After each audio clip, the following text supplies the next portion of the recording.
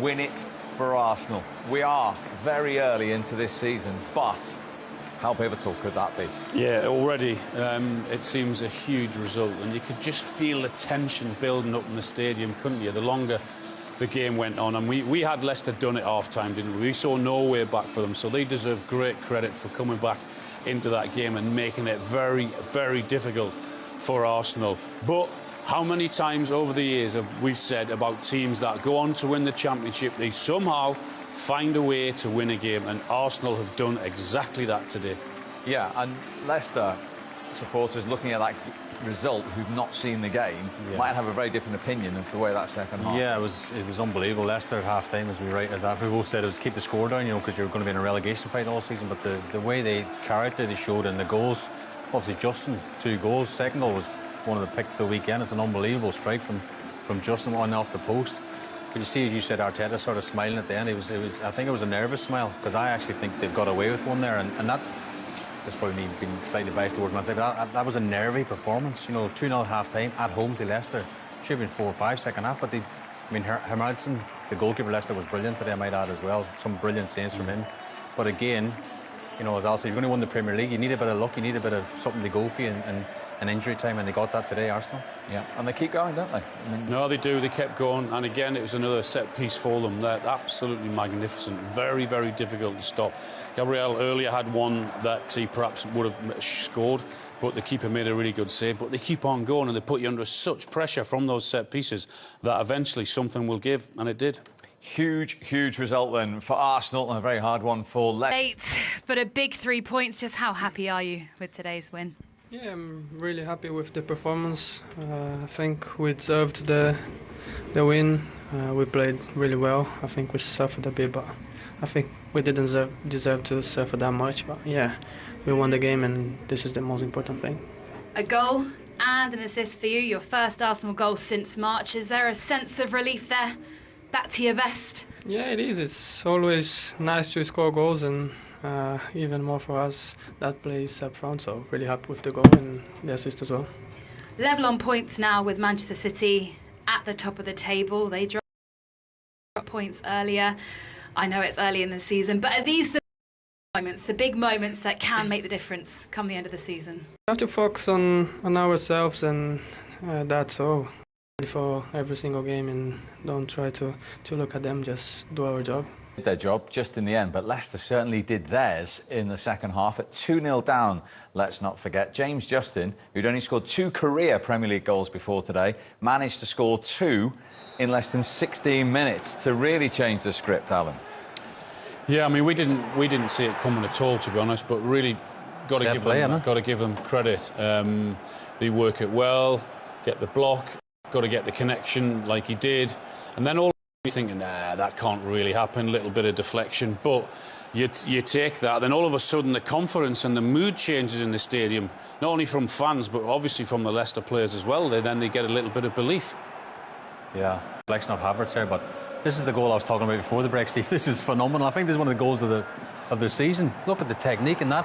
He hits it with the outside of his foot, Steve, angle behind the goal. It's bending, sort of starts outside the post, bends in. It's a brilliant strike. I don't think he'll ever hit a ball better than that, ever. Phenomenal goal from Justin as a right back. What a strike. I mean, the way he gets it and the fade and the cut on it, I mean, it's absolute perfection. We discussed the refereeing decisions in our first game of the day. We have to discuss an important one here at 2-1. Calafiori is on a yellow card. This is with 20 minutes to go at 2-2. Could he have been booked? Well, I think he's lucky, and again, Leicester's a smaller team, and this might go under the card. But this, for me, is a yellow card. He's clearly took him out, Steve. I think it's a yellow card. Sam Barrett, the referee, said no. I mean, Buonanotte gets booked because he gives the signal like that, and that's the right decision as well. You can't do that, but I think he's got away with one there. I think that's an awful decision. You can clearly see Calafiori stick his leg out. Deliberate trip, yellow card it should be, absolutely. It's such an important point of the game, and to rub salt into the wounds, Buonanotte gets a yellow card instead. Look, he sticks his leg out. It's a deliberate trip. all day that's a yellow card. Well, it was a superb advert for Premier League football. Yeah, you can't have too many defeats like that, because unfortunately the scar tissue kind of builds up. Of course, he has to be positive going into that Leicester dressing room, and understandably so, the kind of determination which they showed. Some great individual performance. Christian, I thought, at left back was absolutely outstanding. And Ndidi, second half as well, really kind of stood up. But James Justin, 2 goals. The goalkeeper was amazing. They had a lot of heroic performances. Yeah, exactly. So you've got to try and build on that. He's no other option then to do that. But yeah, like Damien says, Arsenal that second half wasn't perfect. I wouldn't accuse him of switching off second half. Just give Leicester credit for crawling kind of back into the game. But then again, recognising the position they were in and actually taking a big step forward and saying, no, this game's not getting away from us collectively. Let's push.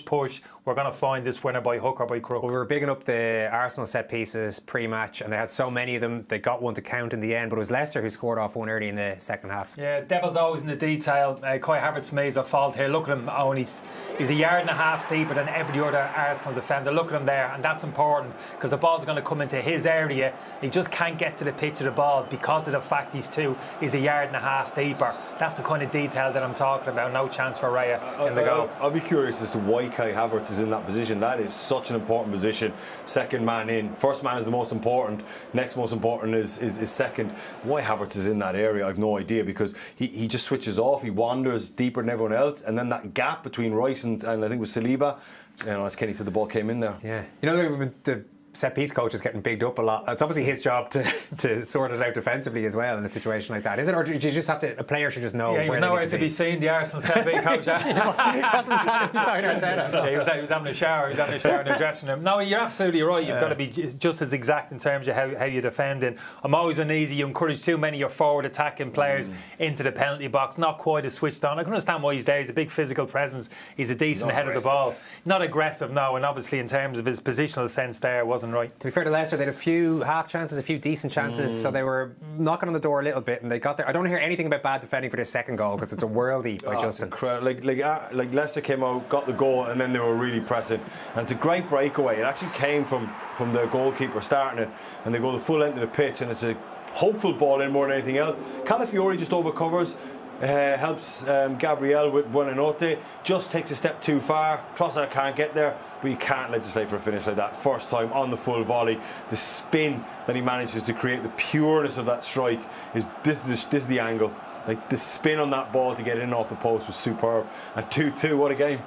There's nothing better than one in off the post. No, there is. But Damien references there, Calafiori, one step too many. That's what it's about. Defending. I said I didn't want to hear about that. No, you're going to get it. No, you're going to get it. We gave him the big up at half time, and rightly so. He's a wonderful talent. But these are the basics. These are fundamentals in defending. One big step there back towards James. He actually flicks that over the Leicester players' head. That's just a fact. You know what I mean? That's the defending at the elite level. I'll play devil's advocate here because as a left back, you want to help out your centre back, right? So as that cross is coming in, because it was so far away on the touchline, slim chances going to go at the back. So you take a step, think, going to help Gabriel, but then the ball just picks up flight, and all of a sudden oh no, I'm caught in a bad position. You're damned if you do, damned if you don't, because if he stays with his man and says I'm all right, Jack, and Buonanotte pulls off the back of Saliba, you're pointing the finger at Calafiori. They're great goals to watch, those ones, because you can see it coming, and is he going to execute it? He did. Arsenal had a load of chances from then on, and I don't know, James Justin scores 2 goals, probably not even their best player though, because the keeper Hermansen made some inspired saves for a while. We weren't sure what to label this, good Arsenal attacking player or goalkeeper.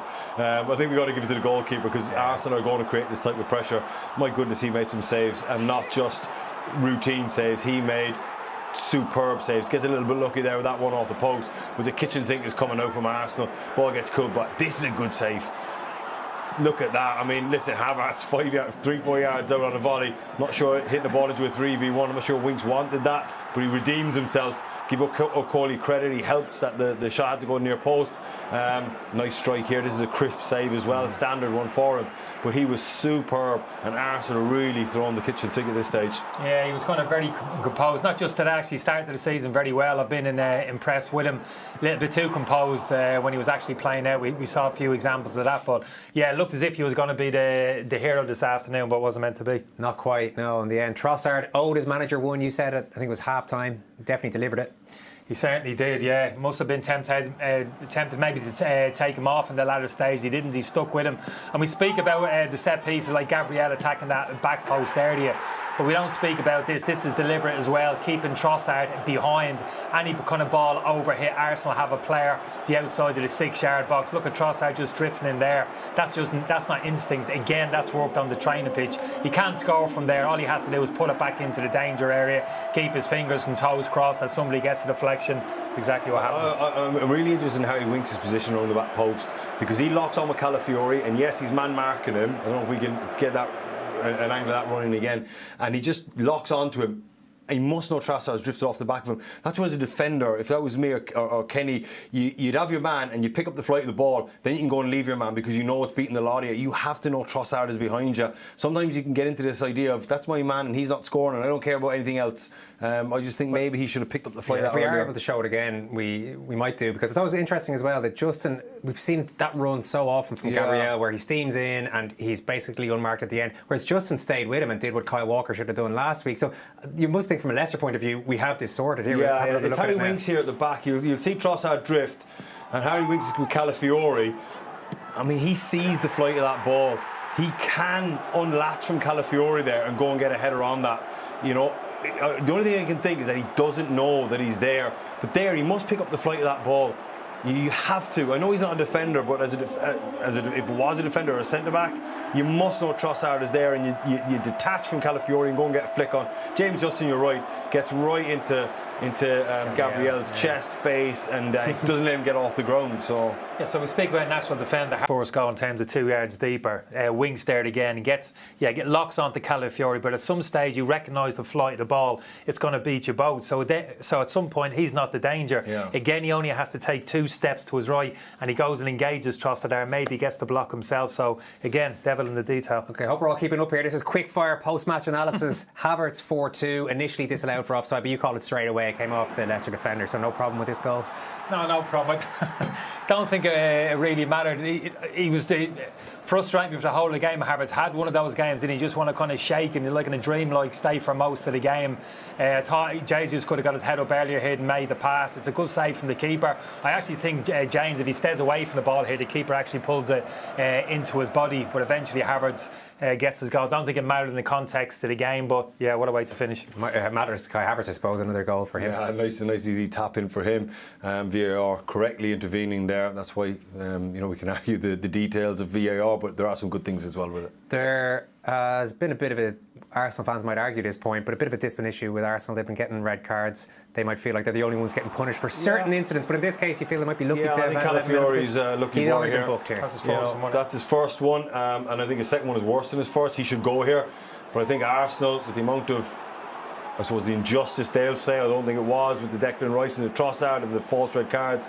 A lot of money went on last week, but they certainly got away with one there, so they have to be fair when you see that back. To be fair to Arsenal, though, Skip, there was a similar one late on, was there not, where he was on the book? Don't worry about that. Don't worry about comparing to. You have to look at that one in ice. I think 4 out of 5 referees give the yellow card. But I'm saying the Skip one it should have been a second yellow as well. Yeah, it could well have been, but that happened early in the second half. And like I said, I think most referees would have taken it yellow. I understand why he actually didn't, and it's because the recovery position of Partey on the inside.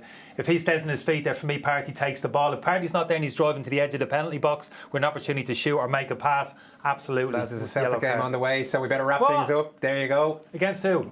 St Johnstone. There you go. Fair play. Yeah, fair play. In the Premier League. Thanks, Damien. Thanks, Kenny. Tried to catch me out at the depth there, Kenny. We'll talk to you again on Tuesday night for a Champions League game, and it's Arsenal again. Take care. Shaping up to be a very good day for Arsenal indeed. Kenny, first of all, Man City dropped points earlier on, and a fairly serene first half performance from Arsenal, I think. Yeah, comfortable, but they made it comfortable by the way they started the game. Good tempo, moving the ball quickly, really kind of switched on, concentration levels good. Back forward at it, midfield too, that kind of 6 behind the ball, no problems whatsoever. And I wouldn't say it's been perfect higher up the pitch in terms of their finishing or the quality of their football in the final third, but yeah, you did feel that kind of goal was coming in. Trossard, who I feel kind of owed his manager and his teammates after that act of indiscipline last week up at the Etihad, came up with the all-important second goal. He got the second goal. Martinelli got the first one. And I'd say if Arteta was to pick any attacking player to get one, it might be him, because they need a few more goals out of him his first season. Yeah, he's had a lacklustre start to the season, but he's in the team and he's done well today. We did miss him. There is a question of a foul here on Vardy. Yeah, we'll come back to this. We'll show a couple of replays. I don't think it's a foul, to be honest with you. And Arsenal play on, and they work it really well. Timber, a little give and go, and then it's Saka picking up the ball. driving with it, lovely little overlap from Timber, and that's a great little ball. Penalty spot, and Martinelli. Coaches are always coaching this now. When you get in these positions, penalty spot, attackers know what's coming because the defenders always go back and defend the goal. So there'll always be one, if not two players getting back for those pullbacks. It's very, very hard to defend, and it's a super finish here. He just pulls off, and a nice, neat and tidy finish. So what's that? You're saying the attacker is told to step back a few yards? Well, yeah. I mean, very rarely now, when you look at Leicester, they plant all their big bodies along the 6-yard box. If you cross the ball and it's going to get cut out, it has to be a very delicate one to beat the defenders. So invariably they say pull backs, because if a midfield player is a little bit late tracking back, that's where the space is. That's exactly what happened. Skip for the first goal there that we saw, not sensing the danger and recovering over 5-10 yards quicker. And Wings for the second goal as well, the exact same thing. Not sensing the danger, not having that kind of defensive kind of mentality to get back quickly. Damien didn't think that was a foul on Jamie Vardy in the build-up. What did you think? Yeah, I'm not shouting and screaming about it. I thought it was a foul. He done well, put his body between Saliba and the ball. See Saliba's right arm comes in, there's a bit of a drag on the shoulder there. Vardy feels it, kind of makes a bit of a drama out of it, just that right arm coming. I thought it was a free kick, but like I said, I'm not shouting. Could he have made more of a it. drama? Maybe if you go down there, the referee. You can't put goals back for that, and it happened 70 yards away. They did have a look at it. The VAR had a look at it though, so you would lead you to believe they would have disallowed it if it happened on the edge of the box, and all of a sudden someone got a shot off within 2 or 3 seconds of that foul, you'd say fair enough.